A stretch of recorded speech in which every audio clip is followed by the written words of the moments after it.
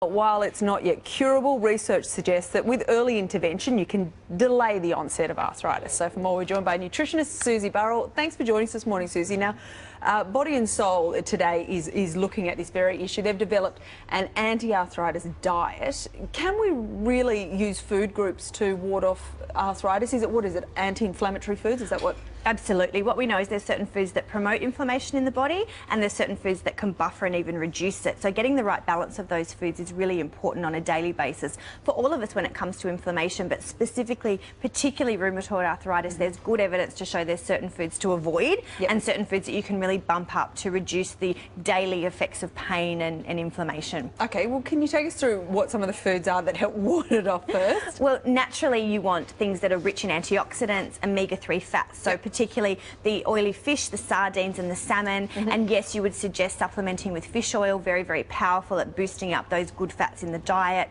Walnuts in particular, a very good daily food to include. And of course, all the brightly coloured things like leafy green vegetables, your kale, your spinach, beetroot, cherries, another very rich food. If you can get them at the moment, they're being imported. You can find them in some supermarkets. A kilo, you can.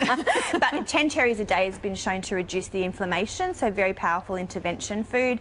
Our good fats, so avocado, olive oil in particular, and really just dosing up on those omega-3 fats. And the bad fats, obviously, once again, are the things that you should be avoiding. Let's not forget salt, because salt increases fluid retention in the body, which is really going to increase the effect of inflammation in the body. So particularly things like the fatty meats, the prosciutto, the bacon on a Sunday morning, they're foods that are going to retain a lot of fluid. And of course sugars, so the fruit juices, things very concentrated, the lollies and confectionery. So I think we know those ones.